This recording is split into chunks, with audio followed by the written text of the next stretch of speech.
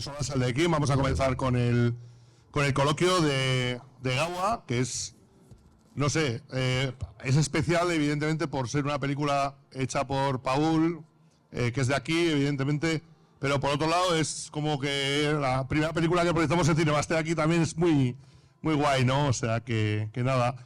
Bueno, pues hemos visto la peli. ¿Qué de cosas se pueden hablar de la peli, no, Paul? Cuéntanos un poco de dónde viene la idea de la película. ¿Por qué has hecho otra película de Costumbre Vasca y no de gente hablando en un bar? No sé. Bueno, pues un poco en la línea de mis otras pelis, porque es lo que me gusta. Básicamente, pues siempre digo lo mismo. O sea, a mí me gusta la fantasía, me gustan los monstruos, me gustan las leyendas, y las que más me gustan y las que más amo y aprecio son las vascas, que son las nuestras, las de la mitología euskaldun. Y para mí, como antes decía, en Errementari, pues hice mi cuento favorito de niño, que era Pachi Errementaria, que es una leyenda demoníaca, socarrona, de un herrero malvado. Luego hice Irati, que era una oda a todas las deidades vinculadas a la naturaleza, ¿no? a la naturaleza de Euskal Herria, a Maria, a Basajaun, las Lamías y demás. Y para mí, una de la parte de la mitología que más me ha interesado siempre es la nocturna, ¿no? Donde, pues como habéis visto, está Gahueco, que es ese dios nocturno. Hay criaturas como Inguma, personajes como Mateo Chistu, y sobre todo, especialmente muy presentes en toda nuestra mitología, pues las Orguiñas, los Aquelarres, Akerbelts y todo ese mundo de realidad que había vinculado a la Inquisición, ¿no? Porque realmente todas esas historias de orgías, de antropofagia, de que comían niños, todo eso eran mentiras que se inventaron los inquisidores para tener una excusa y poder someter a una población, a una zona en la que especialmente sufrieron las mujeres, y eso pasó en toda Europa. Y entonces sí que es verdad que a pesar de esa violencia, o por esa violencia, se generó esa imaginería tan poderosa que a mí me flipa, ¿no? Entonces, el mundo de Akerbelts y demás. Entonces, de alguna manera yo quise como dignificar esa visión de libertad que fue sometida, de alguna manera, pues a través de dignificar también esos cuentos, ¿no? Entonces, bueno, es algo que me ha gustado siempre y que me apetecía mucho hacer. Y bueno, y luego está el tema del euskera y de un euskera pues muy peculiar, ¿no? Como has empleado en otras películas, o este es diferente a Irati. Cuéntanos un poco esto también. Sí, bueno, la película transcurre en el siglo XVII, que es justo cuando fue el proceso de Logroño. Está ambientado en la zona de Zugarramurdi. Se habla de Urdasubi, Urdax, se habla de Fray León de Aníbar. Hay varios elementos históricos. O sea, la película está, por un lado, plagado de cosas de leyendas que, o sea, aunque está estructurada en 4 historias, hay mogollón de cositas de diferentes cuentos. Y luego hay cosas de realidad también, de tema histórico. Entonces, al ambientarlo en el siglo XVII, en esa zona de Sareta, del Valle de Sareta, lo que hemos hecho ha sido un euskera de Sareta, o sea, basándonos en ese euskera, pero llevándolo un poco al siglo XVII, pero intentando que sea entendible. De hecho, es más entendible que Irati y sobre todo que Errementari, sí que fue una cosa un poquito más marciana, que era un euskera a la vez, una cosa que se recuperó. Hicimos ahí un experimento que yo creo que quedó muy bonito, pero en este caso hemos querido darle la textura, pero que se entienda. Y luego, bueno, pues siempre buscando rodajes fáciles, la noche, monstruos, etcétera, ¿no? O sea, Irati ya sabemos que fue una película muy fácil de rodar, pero esta todavía se lleva la palma, ¿no? Sí, bueno, pues eso. Al final rodar de noche siempre es más complicado, ¿no? Porque, bueno, primero porque no ves y hay que iluminar. Entonces ya solo eso es una complicación más. Hace más frío, además lo rodamos en invierno, porque para conseguir esa estética de árboles pelados, ¿no? Ese punto un poquito más gótico, pues yo quería que fuera ese rollo del bosque neblinoso y oscuro. Y claro, eso supone pues que pasas frío, de repente nos llueve y demás. Pero bueno, tampoco nos hizo mucho frío, la verdad. Yo creo que tampoco fue... Bueno, está aquí Elías, luego dirá todo lo contrario. Pero bueno, eso por un lado. Y luego también Izaskun también comentará que la parte final de la película que veis es un decorado, porque claro, evidentemente la gente ahí no podía estar en pelotas bailando en pleno invierno. Entonces, bueno, Fue complicado, pero bueno. Sobre todo fue complicado porque tuvimos muy poco tiempo. Fueron 5 semanas y media de rodaje. 5 semanas y media solo. Sí. Joder. Sí, muy loco. Pero bueno, lo sacamos. Izas, cuéntanos un poco tu trabajo en la peli, dirección artística. ¿Cómo es trabajar con Paul Urquijo, a quien casi no conoces? Paul es mi hermano pequeño, entonces le conozco bastante. Sí. Siempre es un orgullo y es una suerte, es un regalo trabajar con él. Aparte que es mi hermano, pero como cineasta él... A pesar de que eso es... A pesar de ello, no, pero él como cineasta es una persona, aparte de muy trabajadora, trabaja mucho con la imagen. Entonces se documenta muy bien aquello que quiere contar y ya lo está trabajando, ¿no? A nivel de imagen, a mí me lo pasa y yo lo que tengo que hacer es, bueno, la dirección de arte lo que es como crear ese concepto estético y llevarlo a lo físico, ¿no? Entonces, con todo lo que él ya tiene trabajado, más lo que yo vaya a investigar, pues ahí ya genero y ahora os puedo contar en esta película cuál ha sido mi trabajo, pero siempre está la complejidad de que pues, los espacios son complicados. Hemos creado el último bosque, que ahora os puedo comentar algo. El último bosque es un decorado con 170 árboles reales de 9 metros. Pero aparte, pues todo el resto de, ¿no? Como es de época, pues toda la complejidad. Entonces, bueno, en este caso, siglo XVII, pues hay que investigar cómo eran los edificios, ¿no? Porque en la película tenemos mundo caserío, lo que sería siglo XVII lo real, luego tenemos unos mundos más fantasiosos en el lavadero, la herbolera, ¿no? También generar como esos espacios más fantasía, y luego está la iglesia, luego está la Inquisición, ¿no? Entonces, todos esos espacios o mundos tienen que tener como una imagen, ¿no? Creada. Los caseríos, siglo XVII, investigar, pues eran de madera, aunque nosotros en nuestro imaginario son de piedra, los caseríos realmente eran de madera. Entonces ahí tuvimos que buscar caseríos de madera o totalmente no puedes encontrar, pues forrar, ¿no? También saber cómo vivían en aquella época, ¿no? Como habéis visto en los caseríos de Pello y Cachalín, lleno de manzanas, lleno de lino, ¿no? Pues como ellos trabajaban en su caserío. Sin embargo, donde Marichu, pues lleno de gallinas, maíz, más podredumbre, ahí está la muerte, ¿no? La iglesia, pues esa simetría con las luces, ¿no? En el párroco, pues ¿no? Le veíais en su oficina, pues todo animales disecados porque él es cazador. Entonces, a mí me gusta mucho hacer esas imágenes, ¿no? Como icónicas. Y luego, aparte, en mi trabajo ha sido pues todos los objetos, diseñarlos. Entonces, veis, esas amanitas muscaria pues son shiitake, es seta comestible, pero pintada. Todas las arguisariola son diseñadas y construidas por un carpintero. Las botellas en las que beben el pacharán en el lavadero pues son sopladas, diseñadas también por mí. Los botecitos de cerámica, donde está el ungüento, esos también son diseñados, los ha hecho Blanca de Ollerías. Blanca, la alfabrera de Ollerías, sí. Pues todas Gómez las de Segura, cartas. Blanca Gómez de Segura. Sí. Las cartas las ha hecho Josean Morlesín, a mano. O sea, quiero decir, hay el estandarte de la Inquisición también está bordada. O sea, todo eso. Y luego ya tenemos también a nivel de objetos, pues todos los que son trucos. Esa cama que tiene que tener un truco, esa silla que se dispara en la iglesia, que la dispara el cura, o esa escultura de ese santo también, ¿no? Pues ese tipo de objetos también tienen que tener como un tratamiento especial, ¿no? Eso por una parte, y luego pues el bosque, si quieres, hablamos después. Hablamos igual. Pues Elías, cuéntanos también un poco tus criaturas, ¿no? O sea, las criaturas que compones ahí, ¿no? No sé, incluso también las voces, ¿no? Y todo, absolutamente, ¿no? O sea, cuéntanos un poco tu papel en la peli. Bueno, yo no me habéis visto en la peli, no me habéis visto mi cara, pero me habéis visto varias veces. Soy los tres monstruos.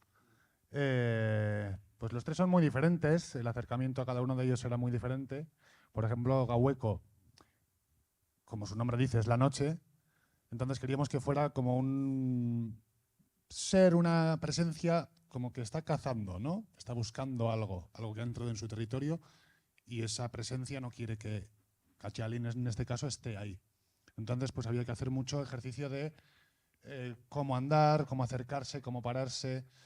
Iba a decir que fue el menos duro, pero la verdad que la carrera que va a Pello, que no es Pello, que es Gaueco, que va por Cachalín, ¿no? Ahí en el bosque, en pantalla no se nota, pero estaba lloviendo. Entonces estaba yo con unos simples pantalones cortos, descalzo en el monte, y había que correr. Y venga, ahora corre hacia cámara a las 4 de la mañana. En febrero. En febrero. Así que frío alguno pasó. Y como anécdota graciosa, aquí el director decía, tío, si cada toma corres más despacio. Y digo, ya sé, cada vez me duele más.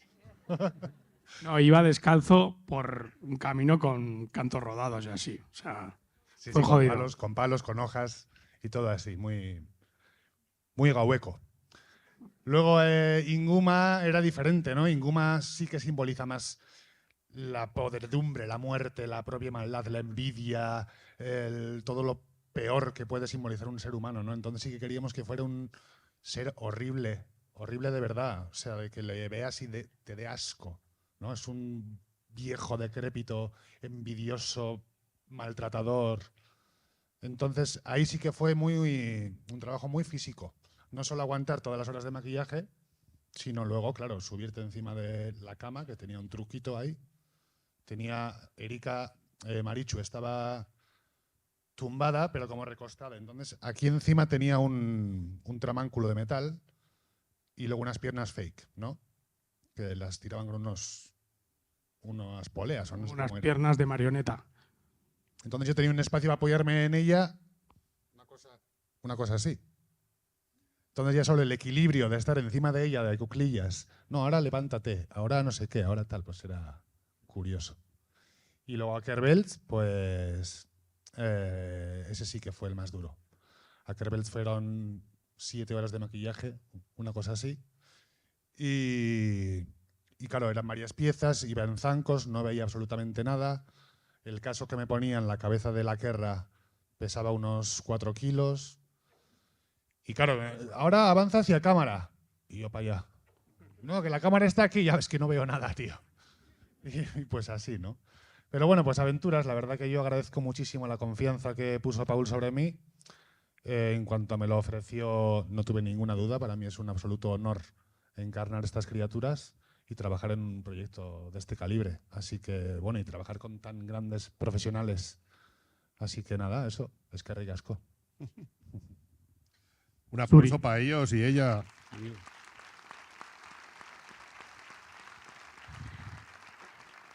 Bueno, Paul, cuéntanos un poquito también, bueno, que yo sé que planteas los rodajes de una manera muy minuciosa, storyboards, está todo bien hilado antes porque si al final me dices que tienes 5 semanas y media para rodar esta peli, manda huevos, o sea, porque es una peli complicada de narices, ¿no?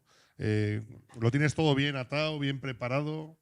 Trabajo con los actores, ensayos, cuéntanos un poco. Sí, bueno, yo suelo hacer stories, que no me los, o sea, los hago a lápiz, así no me los megacurro. Sí que hago algunos más acabados, incluso artes conceptuales de momentos con efectos especiales. O si quiero que se vea un look concreto de la estética de X momento, pues tener una imagen. Pero en general me hago toda la película a nivel de lápiz. Sí, simplemente como para comunicar un poco al equipo, enseñarle y tal y cual. Y yo también tenerlo claro. Luego me hago plantas también, con tiros de, digamos, plantas de las localizaciones con diferentes tiros de cámaras, donde está cada cámara y tal y cual. Y luego hago ensayos con, pues elijo X secuencias que son como las más corales, con, yo qué sé, pues Cachalin con las 3 señoras, o Marichu con el cura y con la madre. O sea, hago así como diferentes bloques para no me ensayo. Sí que hay lecturas con todos los actores, que eso sí que lo hacemos en una mesa redonda, por un lado con los actores y por otro lado con todos los técnicos, pero lo que es ensayos hacemos elijo como algunas como escenas claves para buscar el tono y que luego los actores puedan trabajar sobre las pautas que les doy. Sí que es verdad que yo soy un director que siempre tengo muy claro cómo va a ser el movimiento de cámara, aquí, tal, porque ya estoy pensando en el montaje. Pero, por ejemplo, pienso, por ejemplo, en Errementari, me acuerdo que como no tenía tanta experiencia, me cerraba mucho más al storyboard, en ese sentido. O sea, tú lo sabrás porque muchas veces los directores al principio decimos, yo tengo claro esto porque he visto no sé cuántas películas y tengo claro que este plano tiene que ser como este y tal y cual. Pero al final, tú cuando haces una puesta en escena, hace falta que de eso que tú tenías pensado a lo que vaya a salir haya cierto oxígeno que pueda entrar y cierta organicidad y que el resto del equipo también pueda aportar. Y eso es lo que hace luego que que la película cobre vida. Si la haces exactamente como el storyboard, queda encorsetada, los planos chirrían, no funcionan bien. O sea, hay algo ahí. Entonces, esta es mi tercera película y sí que es verdad que voy más tranquilo a rodaje. Evidentemente tengo todo muy pensado, lo tengo todo súper milimetrado para luego hacer lo que salga. Un poco, ¿no? O sea, vale, vamos a hacer este plano, pero de repente vas a una localización y la localización no te sirve porque o piensas que no te sirve porque el storyboard no te encaja con el storyboard. No, pues lo que haces es encajar el plano a la localización, ¿no? O sea, es un poquito... Entonces, bueno, eso lo vas haciendo un poquito con la experiencia, en mi caso, que creo que es el trabajo de todos los directores, es un poco adaptarnos a lo que tenemos, tanto tiempo, tanto dinero, tanto posibilidades, ¿no? Y bueno, siento un poco eso, que en este sentido, bueno, además lo que te comentaba, han sido 5 semanas y media, que ha sido una locura, pero luego me pasó una cosa muy curiosa, que, o sea, por ejemplo, intenté hacer la menor cantidad de planos posibles y la monté en 3 semanas. Que eso, claro, es muy poquito. O sea, montar en 3 semanas una peli es una locura. Y, ostras, pero es que estaba bien. Y luego hicimos una semana más para retocar unas cositas y fue como, es que, mira, o sea, hemos hecho, como que teníamos que encajarla en 5 semanas, hemos hecho pocos planos, bonitos, cuidados, con sus movimientos de cámara, tal y cual. Hemos sido orgánicos y luego las piezas encajaban. Luego hemos tenido suerte, porque siempre la suerte es un factor, porque en rodaje te puede pasar cualquier cosa. Pero bueno, en ese sentido, la verdad es que he estado bastante tranquilo, a pesar de secuencias muy locas, por ejemplo, como el aquelarre, que ese sí que ha sido igual un poco la guinda del pastel, la escena más complicada. Que teníamos una escena con 200 y pico figurantes, con una coreografía. Yo quería hacer un plano secuencia con una grúa que fuera evolucionando en ese mundo, en ese mar de cuerpos y tal y cual, y no hay corte. O sea, es un plano secuencia de principio a fin y funcionó muy bien. Lo grabamos en un día, mitad de día ensayo, teníamos primero la canción, luego con la canción diseñamos la coreografía con unos 15 bailarines. Luego el día de rodaje lo que hicimos fue que los 15 bailarines hicieron un poco como de guía de los 200 y pico figurantes. Como es un baile como muy festivo, no, primero están así a su bola, luego hacen un círculo así un poco como una especie de surrumbillo de remolino tántrico loco. Y luego de repente empieza con la invocación, golpeando el suelo y tal. O sea, es bastante sencillo. Entonces, digamos que los bailarines hacían de guía para el resto de los figurantes y quedaba todo muy orgánico y caótico y tal y cual. Y luego la mitad del día, el resto de la mitad del día, hicimos tomas hasta que salió bien, que la 10ª fue la buena.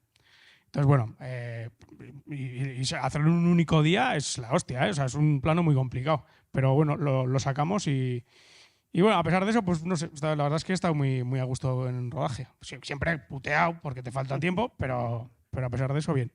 Y luego localizaciones, bueno, habéis rodado por aquí, por Álava, ¿no? En Oro. ¿Qué más sitios habéis rodado?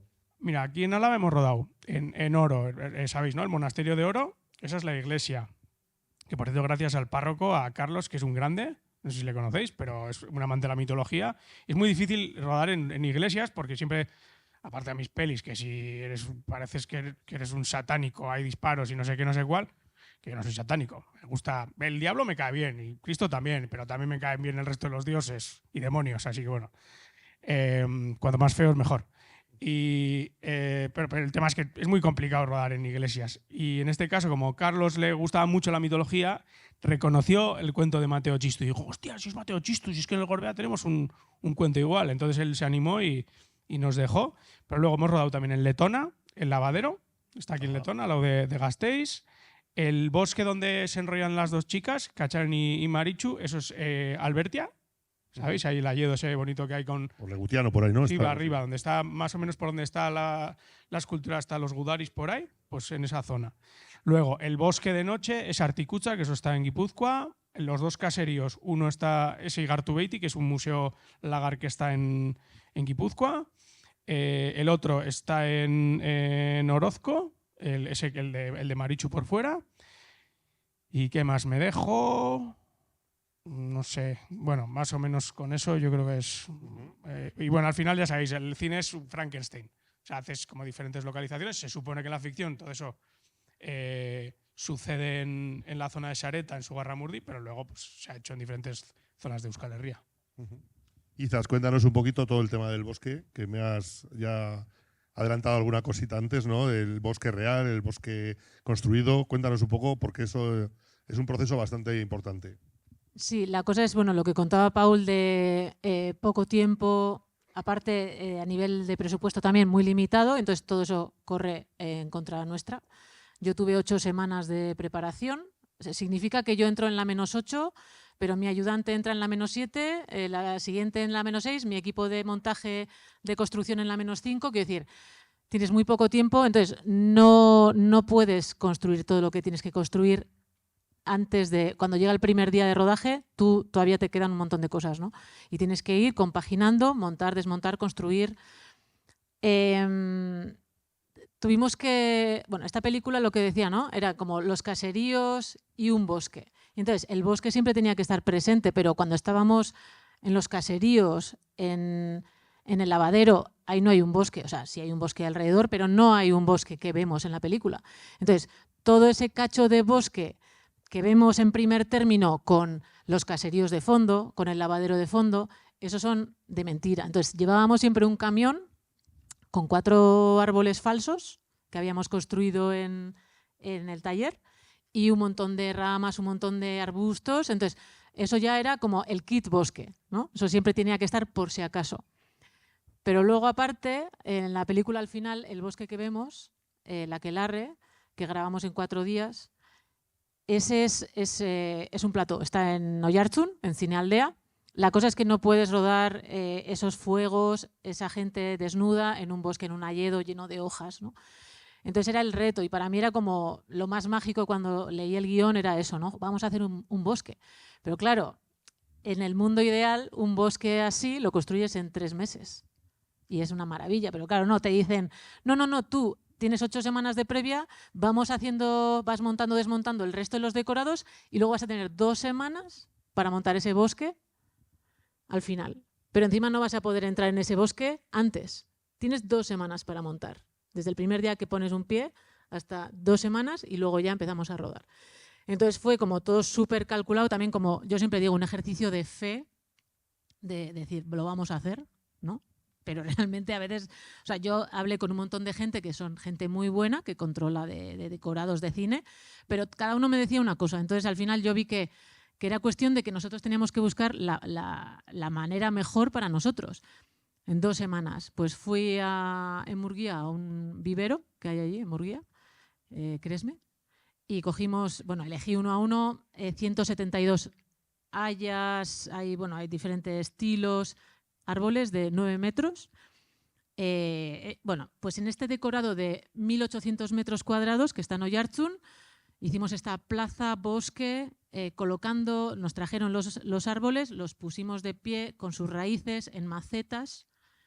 Bueno, estaría guay como ver la imagen porque es hacer esa composición de los árboles con miles de metros de rastrel, haciendo unas estructuras del terreno, 50 toneladas de tierra, 80 sacas de metro cúbico de hoja de haya cogida en el bosque, que con permiso, pero claro, hay que secarla porque era invierno, 3 invernaderos para secar esa hoja, darle vuelta y volver a llenar las sacas, 80 sacas, y todo eso pues con musgo real que trajimos de fuera, hierba real TP que trajimos del Adriático porque aquí no había en esa época, con unos menires que construimos también de Pórex, porque con Paul en el taller siempre hay Pórex pan. Entonces esos menires grandes de 4,5 metros son un homenaje a menires vascos, hay de Araba. Legaire están, los que están en Legaire. Eso es, hay algunos de Vizcaya también, pero entonces son homenajes a esos menires y bueno, fue hacer esa obra magna porque realmente yo creo que acabamos también incluso nosotros tocados de decir, o sea, hemos hecho esto, ahora lo ruedan 4 días y luego a desmontar en 2 días, que fue como increíble, pero bueno, lo hicimos. La magia del cine, amigas y amigos. Bueno, llega el momento de las preguntas, o sea, ya está bien de estar ahí quietos ahí viendo y escuchando. Es vuestro momento ahora y bueno, pues aprovechad que tenemos a Paul, a Izaskun y a Elías, que van a responder vuestras preguntas muy gustosamente.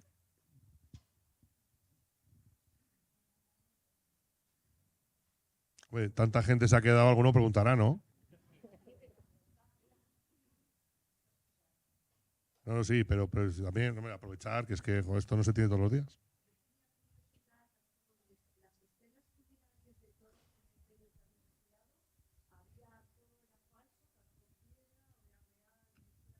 Vale, es la necrópolis de Elorrio, si conocéis. Entonces, Arguiñeta.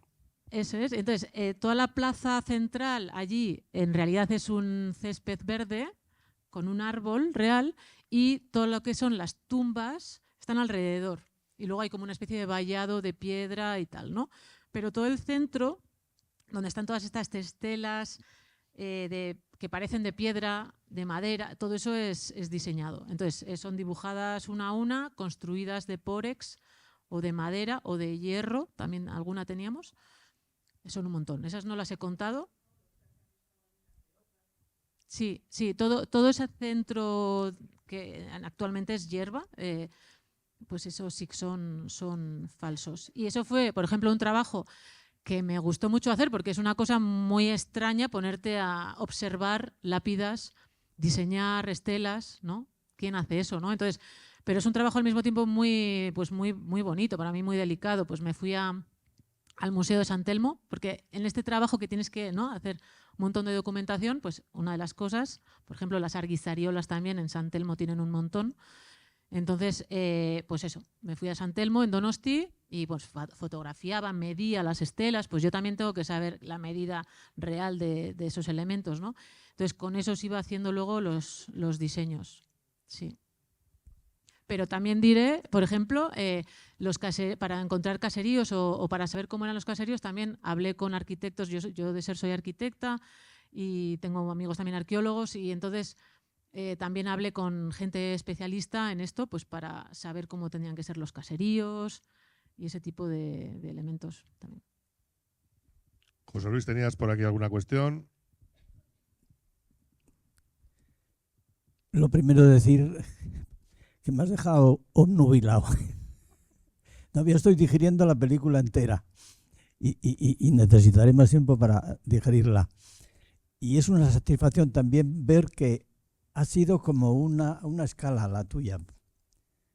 Paul, ha sido Errementari, pero sigues con la siguiente y sube. Y esta ya es el colmo.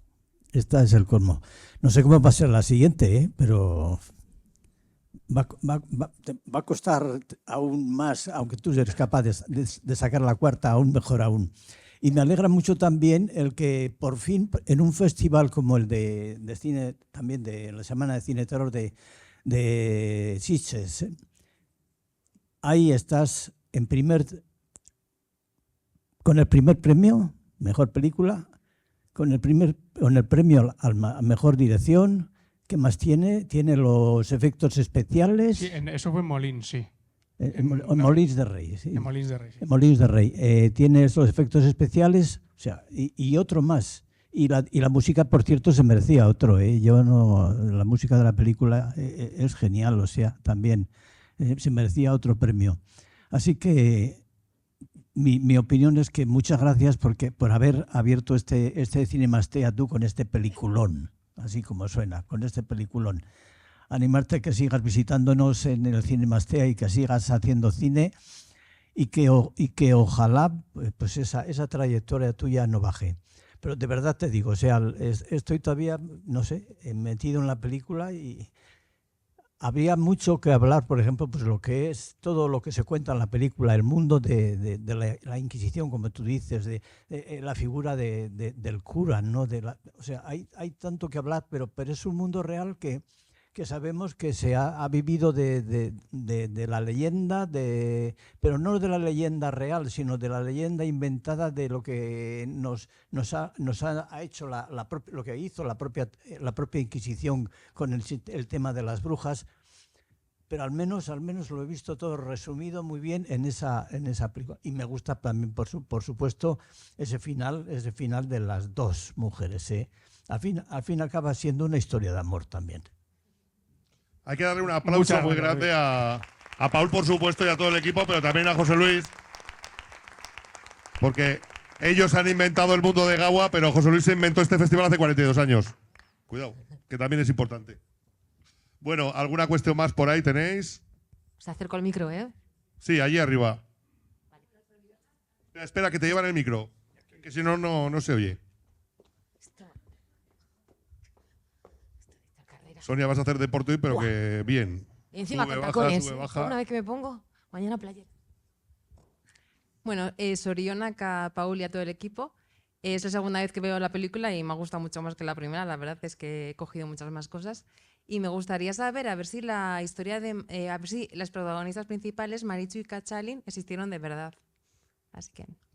Bueno, sí, o sea, la película, con lo que decía, ¿no? Por un lado tiene muchas cositas de leyendas, de documentación de Barandiarán, está lleno de elementos, pero luego hay elementos y nombres históricos. Y el caso de los nombres de Kachalin y Marichu están basados en dos mujeres que en el siglo XV fueron amantes y fueron juzgadas por ello. En Donosti eran Marichu Oiartzungoa y Kachalin Belauntzakoa.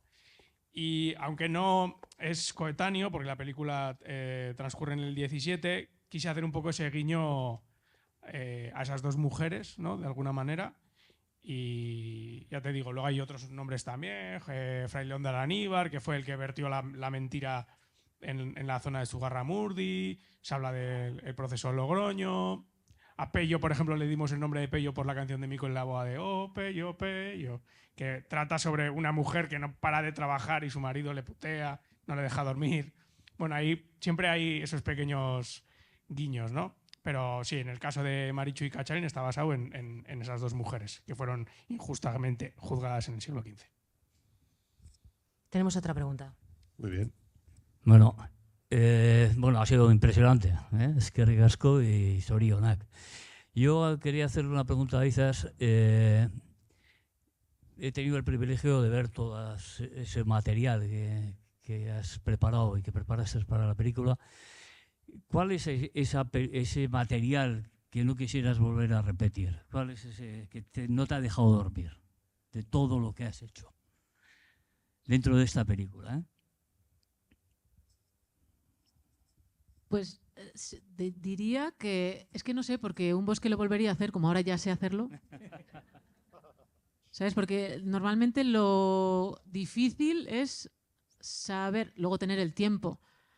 Pero cuando ya sabes hacerlo, se me hace complicado. Habría cosas que afinaría, pero, joder, es que todo me ha encantado toda la artesanía. Bueno, aparte, Gotzon, cuando terminamos la película, y esto lo voy a decir porque fue un detalle por su parte muy grande, terminamos la película y tuvimos que hacer un transporte de los objetos, que eran todos los menhires y un montón de cosas. Los menhires en este caso no, pero otros sí. Nos dejó un espacio donde poder guardarlos durante un mes y fue muchísimas gracias porque para nosotros fue muy importante. Estábamos en un momento muy loco de un montón de cosas. Así que es que ricasco, Gotzon. Y no sabría qué decirte. Más sufrí por los tiempos. Porque yo, como no teníamos tiempo, no teníamos los espacios necesarios para... Yo tenía el taller en Agurain, tenía ambientación en Usurbil, las oficinas en Donosti, los decorados o los espacios, las localizaciones por toda Euskal Herria, y era muy complicado manejar el equipo, traer, ahora construye, ahora... Eso fue lo más complicado. Entonces, mi mayor aprendizaje está en la gestión, que lo gestionaría diferente, pero todo lo demás para mí ha sido maravilloso. O sea, poder contar con gente artesana, ¿no? Lo que os decía antes, todos esos elementos... construir luego cosas más grandes nosotros propiamente en el taller Y ya hacer un plató, pues me encantaría hacer un plató así o un bosque más grande, por ejemplo. Me encantaría poder hacer eso, incluso ya con cosas, con cuevas, con yo qué sé, una cascada, ¿no? Para mí sería una fantasía, pero como problema más a nivel de, con todo esto aprendes que, ostras, por mucha voluntad que tengas, y eso que lo hemos sacado adelante, a veces no hay que permitir decir, no, 8 semanas sí lo hago, no, o sea, dame el doble, porque si no vamos a sufrir demasiado y las cosas corre el riesgo de que luego no salgan, que nos sale porque dejamos ahí el higadillo, sobre todo porque encima es la peli de Paul, ¿no? Pero sobre todo yo creo que sería, no repetiría ciertas gestiones, ¿no? Cambiaría ciertas cosas ahí. Es que ricasco. ¿Alguna pregunta más por ahí? ¿Tenéis? Yo la he visto varias veces ya y cada vez me veo más. Esta forma esta película además tiene la forma de enfocar esos 4 cuentos que para mí están desordenados, pero ordenados, porque podría haber empezado por el baile de las chicas. Sin embargo, empieza como empieza. Ya se sabe, o sea, empieza ya que el matrimonio se lleva mal porque el marido lo sabe todo, porque ha pasado lo de la Inquisición, ha pasado lo de todo. Y entonces, esta película, que además de lo que tiene la forma de enfocarlo en 4 secuencias como se han enfocado, que tiene esas cosas que además es adicional. Y luego, otra cosa yo que no me falta de ver todavía es por qué está poseída Catalin. Marichu está en cama, vale. Y yo ya veo que el otro es el abuelo, que este caserío está con lo que han hecho ya se sabe. Pero ¿por qué Marichu, en qué momento está mal esto? Dice por la bruja. ¿En qué momento? Bueno, empezando por la segunda parte que has comentado, Marichu enferma o es poseída o está atacada por un ser, un no muerto, un sobrenatural, un fantasma, que es su abuelo, que sabe, porque como es sobrenatural, lo sabe, lo que ha hecho ella. Y a su abuelo no le parece bien, porque ¿cómo su nieta va a hacer eso? Eso no está bien, ¿no? Según la tradición, una mujer tiene que ser una mujer así y no puede estar con otra mujer. Entonces, de alguna manera, Inguma representa un poco esa mochila, esa culpa que puede tener Marichu también por el tradicionalismo, de alguna manera. Entonces, eso es. Y entonces, realmente lo que hace es está poseída, está atacada por un ser, por un no muerto, por un fantasma. Eso por un lado. Y luego lo que has comentado de la estructura, pues al final yo quería hacer un homenaje un poco pues, a esos cuentos contados, cuentos cortos contados a la lumbre del fuego o en los lavaderos, ¿no? Al final, las historias de miedo de la mitología vasca suelen ser cuentos pequeños, de brujas, de Inguma, de demonios y tal y cual. Entonces me apetecía mucho jugar a ese tipo de juego de muñeca rusa donde de repente dentro de una ficción hay otra ficción y no sabes lo que es verdad y lo que es mentira y desorganizarlo, bueno, pues porque me interesaba, ¿no? Como puede ser, de hecho me miré algunas películas como pueden ser Pulp Fiction, Rashomon, ¿no? Películas que tienen ese tipo de estructura y que la verdad y era muy interesante pues porque cogía la línea narrativa y la desordenaba y veía que no hubiera ningún cabo suelto. Y bueno, es un ejercicio de primeras así complicado, pero fue entretenido y también lo hice así porque me lo pedía la propia historia. ¿Alguna cuestión más por aquí? Por ahí.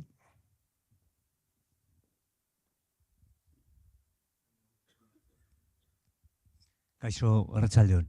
Bueno, hemos hablado de arquitectos, documentación en San Telmo, la música también, pero a mí también lo que me ha llamado mucho la atención y me ha gustado mucho es el euskera que se ha utilizado, del cual has mencionado.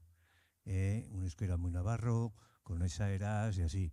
Y sí me gustaría saber de qué forma os habéis documentado, habéis tirado de filólogos y si también para el elenco de actores y actrices el hablar ese tipo de euskera también si le ha sido más engorroso o menos, si le ha sido fácil.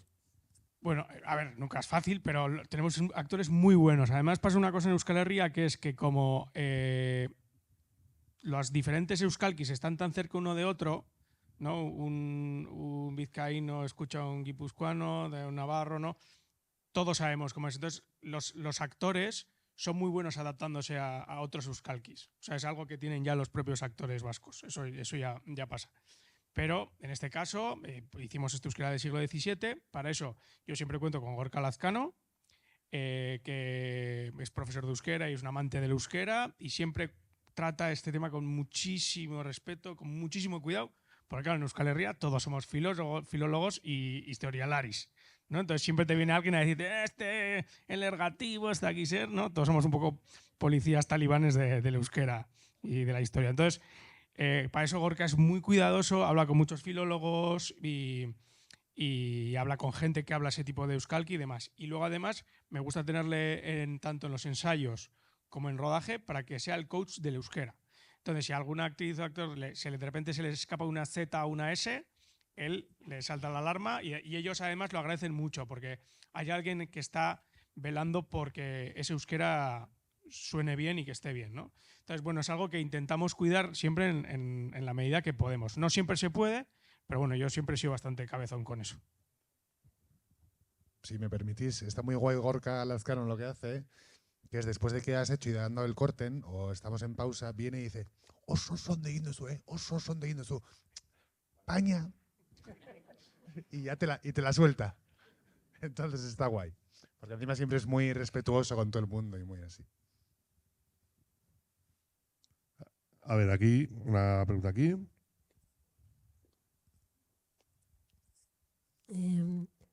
Yo no quiero haceros preguntas técnicas. Quiero decir lo que he sentido al terminar la película. Y me ha parecido hermosa, muy hermosa. He disfrutado mucho. Y los monstruos estaban geniales. Y bueno, todo. Me ha parecido fantástica. Es que me casco. Sigue. Un aplauso a esta señora tan simpática, Dios mío. Así da gusto. Pues yo diré, porque suelo comentar, a veces cuando Paul me pasó el guión, me acuerdo en mi cama leyéndolo y cuando llegué al final, el aquelarre, yo me reía sola, digo, pero Paul, ¿dónde vas con esto? O sea, vas a hacer esto, ¿no? O sea, y recuerdo que ya terminamos la peli, fuimos a verla, pues un equipo así pequeñito, en Donosti, en Los Príncipe, gente de la productora, y me pasé llorando toda la peli, lloré 5 veces durante la peli y sobre todo luego al final en los créditos, ¿no? Lo que tú dices, ¿no? Qué belleza, yo, pues lo mismo, decía, hemos hecho esto, para mí era un orgullo y luego aparte pues pensar en Paul, ¿no? Era como, ostras, Paul, ¿no? Yo leyéndome el guión, ¿no? Lloraba, pero, o sea, reía y ahora pues lloro de alegría. Sí, la película tiene una cosa que es que hay momentos que si los lees pueden ser sórdidos, sexuales, burdos, sucios, ¿no? Como puede ser un beso negro, supuestamente la cosa más sucia que hay, que es el oculus infame, que es el pacto con el diablo, que es besarle en el ano al diablo, ¿no? Por eso se lo inventaron los inquisidores. ¿Por qué? Porque quisieron mancillar algo que era hermoso, que podía ser una fiesta de gente borracha y que follaba y hacía lo que le daba la gana. Entonces, yo lo que he intentado de alguna manera ha sido quitar toda la suciedad, todo lo oscuro, todo lo feo, incluso hasta un beso negro, ¿no? Un poco jugar a eso y darle ensalzarlo y llevarlo a algo bello, que de repente cuando la película la vieras y hubiera una escena sexual o una escena, sí, es de amor, pero que a priori desde el punto de vista del cura, el inquisidor, pueda ser blasfemo, sucio, retratarlo como algo bello y ensalzarlo y que sea precioso en todos los sentidos. Entonces, o sea, realmente ha sido esa la intención y mucha gente, como dice Zascu, me decía, pero Paul, ¿esto qué pasa? De repente Marichu sale del culo de Jaquerbelch y tal. Y no, tranquilos. Va a ser todo muy elegante, va a ser todo muy sutil y va a quedar todo muy bonito. Tranquilos. Y bueno, esa ha sido la intención, desde luego. Qué guay que lo hayas disfrutado así. Pero incluso el propio diablo, ¿no? Porque muchas veces dicen a Kerbel, pues el macho cabrío y aparece así entre llamas y entre esto, y es como una cosa horrible y ¿no? Y que está toda la gente ahí fornicando y demás. O se le interpreta como si fuera Satanás, ¿no? Y también lo mismo, horrible y tal. Y aquí, pues Paul, ¿no? Y el equipo hemos querido darle un aspecto de príncipe, ¿no? De un ser andrógino, una fuerza de la naturaleza, ¿no? Pero que a la vez es bello, es bellísimo. La figura y sus movimientos y cómo hace, ¿no? Y lo que hace. Así que bueno, pues sí. Pues muy bien, ¿no? Qué bien. Los vascos, esas fiestas que se organizaban en el siglo XVII que se siguen haciendo ahora todos los sábados. Hace poco vi un ranking de las películas más eróticas españolas y las 3 primeras eran vascas. Aro Berria, Maspalomas y Gaua. O sea, las 3 películas, las más sexuales, las vascas, para que luego digan. Somos muy animados. Pues si no tenéis ninguna otra cuestión, pues vamos a darles un aplauso enorme a Paul, a Izas y a Elías.